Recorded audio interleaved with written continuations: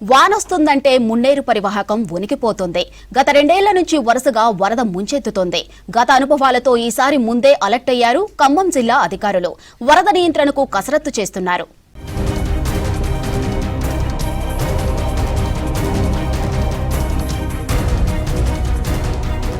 చినుకు పడిందంటే భయపడిపోతున్నారు ఖమ్మం మున్నేరు పరివాహక ప్రాంత ప్రజలు. 2024 సెప్టెంబర్ 1, 2023 జూలై 27 మున్నేరు పరివాహక ప్రాంత వాసులకు చేదు జ్ఞాపకాలు మిగిల్చాయి. ఆకేరు, మున్నేరు కలిసి ఖమ్మం నగరంతో పాటు ఖమ్మం రూరల్ మండలంలోని ఏటి పరివాహక ప్రాంతాలను ముంచెత్తాయి.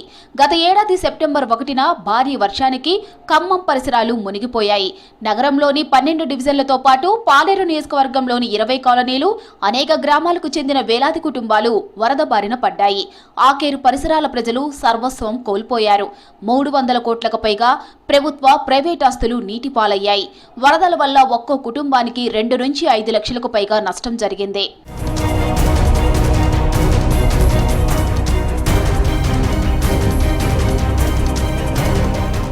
ఆకేరు పోటెత్తటంతో దాని ప్రభావం మున్నేరుపై పడింది. దీంతో మున్నేరు ఖమ్మం పరిసరాల్లో 40 అడుగుల ఎత్తుకు పైగా ప్రవహించింది.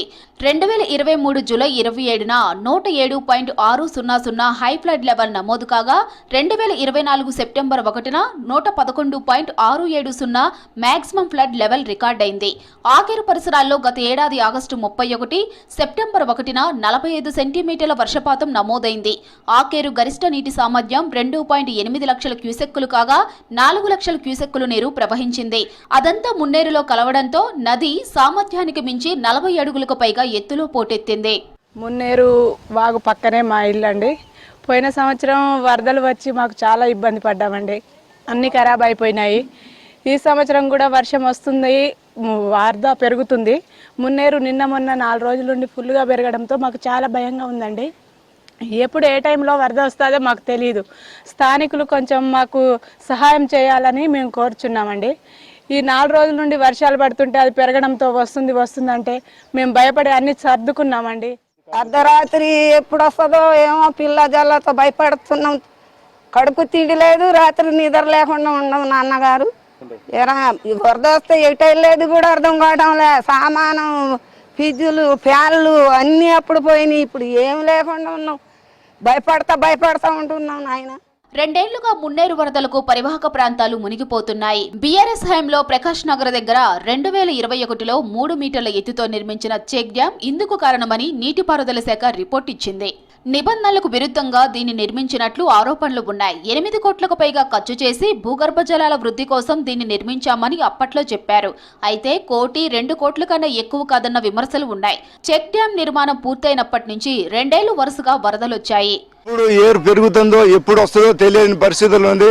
అయోమయంలో ఉన్నాం కాబట్టి అధికారులు దీన్ని శ్రద్ధ వహించి కరకట్ట కట్టారు. ఇంతవరకు ఆ కరకట్ట ఇంతవరకు పని జరగలేదు. మా ఏరియాలోకి వచ్చేసరికి ఒకసారి కడతారు, ఒకసారి కట్టట్లేదు. దీన్ని అధికారులు గమనించి కరకట్ట తొందరగా కట్టి మా ప్రజల 47 డివిజన్ ప్రజలను ఆకాంక్షలు నెరవేర్చాలని కోరుతూ ప్రజలు ఇప్పటికైతే ఇంకా ఆందోళన చెందుతున్నారు. ఇంకా ఆగస్టు నెల ముందున్నది. ప్రకాష్ నగర్ తో పాటు రంగనాయకుల గుట్ట చెక్ డ్యాం తోనూ బ్యాక్ వాటర్ ఎఫెక్ట్ ఉందని నీటిపారుదల శాఖ నిర్ధారించింది. ఈ చెక్ డ్యాంలతో పాటు ప్రైవేట్ అక్రమ నిర్మాణాలే భారీ వరదలకు కారణమని వివరించింది. భవిష్యత్తులో ఈ ప్రభావం మరికొన్ని బ్రిడ్జీలపై పడే అవకాశం ఉండటంతో చెక్ డ్యాంలను తొలగించాలని నిర్ణయించారు. ఇప్పటికే ప్రకాష్ నగర్ చెక్ డ్యాం ఎత్తు తగ్గింపునకు కలెక్టర్ అనుదీప్ దురిశెట్టి అనుమతించారు. 3 మీటర్లున్న ఈ చెక్ డ్యాంను 1 మీటరుకు కుదిస్తారు. 2 మీటర్ల ఎత్తుతో ఉన్న రంగనాయకుల గుట్ట చెక్ డ్యాంను 60 మీటర్ల పొడవు కూల్చివేశారు. మిగిలిన చెక్ డ్యాంను తొలగించనున్నారు.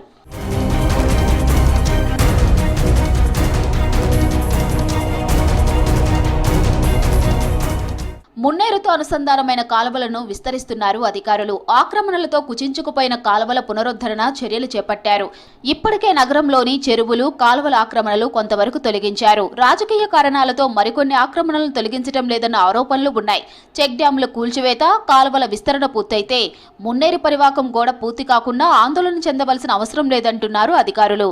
ముఖ్యంగా వాటర్ లెవెల్ మున్నేరులో 24/7 వీఆర్ మానిటరింగ్. మా ఇరిగేషన్ వాళ్ళు, మా టౌన్ ప్లానింగ్ వాళ్ళు అక్కడ గేజ్ రీడింగ్ తీసుకొని, అవర్లీ గేజ్ రీడింగ్ తీసుకొని కమ్యూనికేట్ చేస్తున్నారు. సో ఫర్ నౌ థ్రెట్ ఏం లేదు. కానీ ఒకసారి 14-15 ఫీట్ వరకు లెవెల్ పెరిగితే we will evacuate all the people. Town planning, engineering, sanitation, మా రెవెన్యూ వాళ్ళు అందరికీ ఈ ఫ్లడ్లో డ్యూటీ ఇవ్వడం జరిగింది. అందరికీ ఒక స్పెషల్ రెస్పాన్సిబిలిటీ డీసెంట్రలైజ్ మ్యానర్లో ఇవ్వడం జరిగింది. సో ఈ వార్డ్స్లో ఉన్న వార్డ్ ఆఫీసర్ కూడా ఈ స్పెషల్ ఆఫీసర్స్ కోఆర్డినేట్ చేసి పని చేస్తున్నారు. వచ్చే ఏడాది నాటికి మున్నేరు గోడ నిర్మాణం పూర్తవుతుందేమోనన్న ఆశతో ఎదురు చూస్తున్నారు ముంపు బాధితులు. 630 కోట్లతో నిర్మిస్తున్న ఆర్సీసీ వాల్ కోసం రెండు వైపులా 138 ఎకరాలు సేకరించాల్సి ఉంది. ఇందులో ఇప్పటికే 70 ఎకరాలకు పైగా సేకరించారు. 40% వరకు గోడ నిర్మాణం పూర్తయింది. వచ్చే ఏడాది మార్చి వరకు ప్రభుత్వం గడువు ఇచ్చింది. ఈలోగా పనులు పూర్తి చేసేందుకు అధికారులు ప్రయత్నాలు చేస్తున్నారు. నిర్వాసితుల కోసం పోలేపల్లి రెవెన్యూలో 125 ఎకరాల్లో డీటీపీసీ లేఅవుట్ వెంచర్ను సిద్ధం చేస్తున్నారు. అయితే ఈసారి ముందస్తు చర్యలుగా అధికారులు, ముఖ్య స్థానిక మంత్రులు కానీ అధికారులు కానీ ఎన్డీఆర్ఎఫ్ బృందం కానీ అవేర్నెస్ ప్రోగ్రాంలు పెట్టి మీ విలువైన వస్తువులు భద్రపరచుకోండి, ఏ రియాక్షన్మైన రావచ్చు, దానికి మనం చెప్పలేం, ప్రకృతికి మనం చెప్పలేమని ముందే వాళ్ళు అవేర్నెస్ ప్రోగ్రాం పెట్టినారు. కాబట్టి స్థానిక ప్రజలు కూడా, లోతట్టు ప్రాంత ప్రజలందరూ కూడా దాన్ని వర్షాకాలాన్ని దృష్టిలో పెట్టుకొని మీ విలువైన వస్తువులు, పిల్లల సర్టిఫికేట్లు, డాక్యుమెంట్స్ ముఖ్యంగా వీటిని భద్రపరచుకోండి. ఏరు మనకు చెప్పి రాదు. వాతావరణం ఇక్కడ అనుకూలంగా ఉన్నప్పటికీ మన పై ఎత్తున వర్షాలు పడేది మనకు తెలియదు. వరద ముంపు లేకుండా శాశ్వత చర్యలు చేపట్టాలంటున్నారు ఖమ్మం నగర ప్రజలు. వాల్ నిర్మాణం త్వరగా పూర్తి చేయాలంటున్నారు.